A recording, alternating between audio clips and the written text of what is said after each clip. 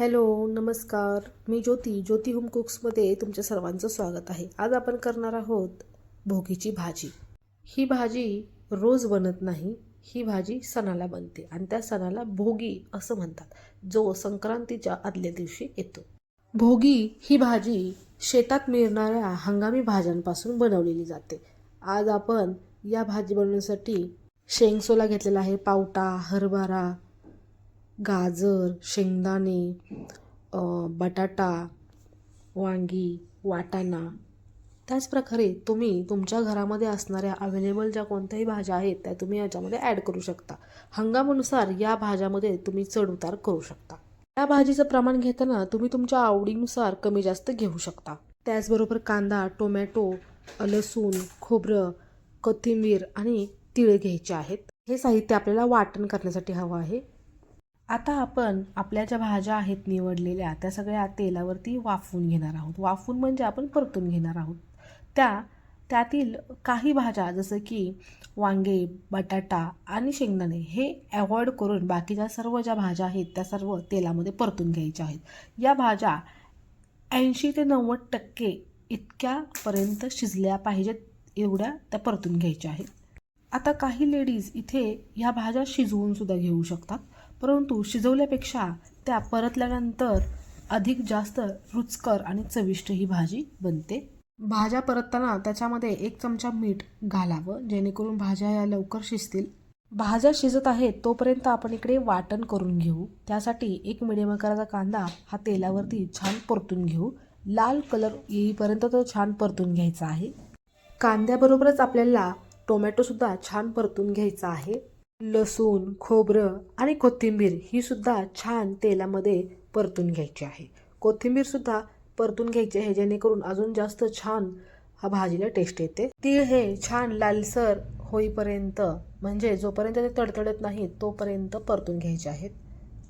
मध्ये मध्ये आपण भाजी शिजली आहे की नाही हे चेक करत आहे. आता ती 50% शिजलेली आहे, तेव्हा त्याच्यामध्ये राहिलेल्या ज्या भाज्या आहेत जसं बटाटा, वांग आणि शेंगदाणे हे त्याच्यामध्ये आता छान मिक्स करून परतण्यासाठी, शिजण्यासाठी ठेवून द्यायचं आहे. सुरुवातीला बटाटा, वांग हे का घातलं नाही, कारण भाज्या ह्या अगोदरच्या शिजायला जास्त वेळ लागतो. बटाटा आणि वांग शिजायला जास्त वेळ लागत नाही. त्यासाठी त्या अगोदर न टाकता मी 50% भाज्या शिजल्यानंतर मग त्याच्यामध्ये उरलेल्या भाज्या ॲड केलेल्या आहेत.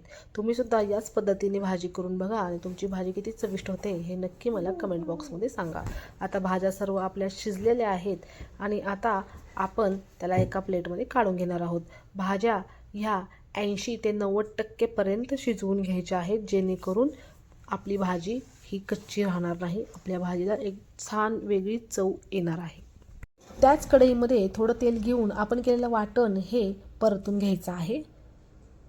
अगोदर हे वाटण 2-3 मिनटं छान तेलामध्ये परतून घ्यायचं आहे आणि मगच त्याच्यामध्ये आपले मसाले ॲड करायचे आहेत. जास्त सागर संगीत मसाले न टाकता आपल्या घरगुती मसाले हे याच्यामध्ये टाकायचे आहेत आणि याची चव अप्रतिम सुंदर लागते. ही भाजी अगदी सुरेख आणि चविष्ट बनते, याची गॅरंटी मी देते. परंतु ही भाजी तुम्ही या पद्धतीने नक्की करून बघा आणि कमेंट बॉक्समध्ये मला नक्की सांगा. आपलं वाटण हे तेलामध्ये छान परतलं गेलेलं आहे. हे कसं ओळखायचं, तर ते कढईने तेल सोडू लागलेलं आहे, याचा अर्थ आपलं वाटण हे छान परतलं गेलेलं आहे. आता त्याच्यामध्ये मसाले घालू. 1 चमचा हळद, 2 चमचे लाल तिखट आणि 2 चमचे हे कांदा लसूण मसाला घातलेला आहे. आमच्या घरामध्ये स्पायसी भाजी लागते, त्याच्यामुळे मी मसाल्याचं प्रमाण हे जास्त ठेवलेलं आहे. तुम्ही जर तिखट जास्त खात नसाल तर तुम्ही मसाले कमी केले तरी चालतील. मगाशीही मीठ घातलेलं आहे, त्याच्यामुळे आता जास्त मीठ घालायचं नाही. थोडंसं आपल्या चवीप्रमाणे मीठ घालायचं आहे. आपलं हे वाटण आणि मसाले छान एकजीव करून शिजवून घ्यायचे आहेत. छान तेलामध्ये परतून द्यायचे आहेत. या प्रोसेसला कमीत कमी 5 मिनटं तरी तुम्हाला द्यावीच लागतील. जेव्हा तुमचं वाटण हे असं तेल सोडू लागेल तेव्हा त्या स्टेपला तुम्ही थोडंसं पाणी ॲड करा. पुन्हा 2 ते 3 मिनटं हे वाटण छान शिजवून द्यायचं आहे. झाकण लावून द्यायचं आहे. 2 मिनटं याच्याकडे बघायचं नाही.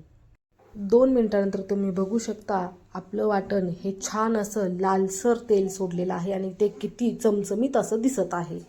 मस्त असा एक तर्री त्याच्यावरती, त्या मसाल्यांवरती आलेली आहे. आता आपला मसाला हा परफेक्ट असा शिजलेला आहे. आता याच्यामध्ये आपण भाज्या आपल्या ज्या आहेत त्या सगळ्या ॲड करून घ्यायच्या आहेत. या भाज्या छान अशा सर्व मसाल्यामध्ये वाटणामध्ये मिक्स करून घ्यायच्या आहेत.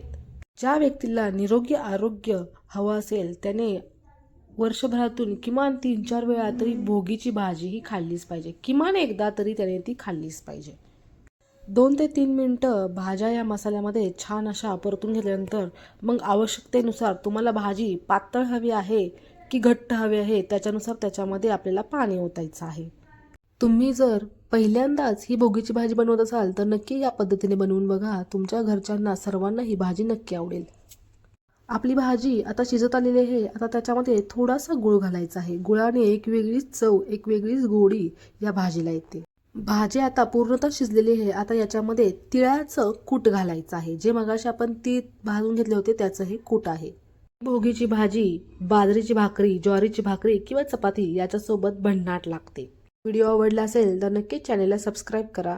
तुमच्या इथे भोगीच्या भाजीमध्ये कोणकोणत्या भाज्या वापरतात हे कमेंट बॉक्समध्ये नक्की सांगा.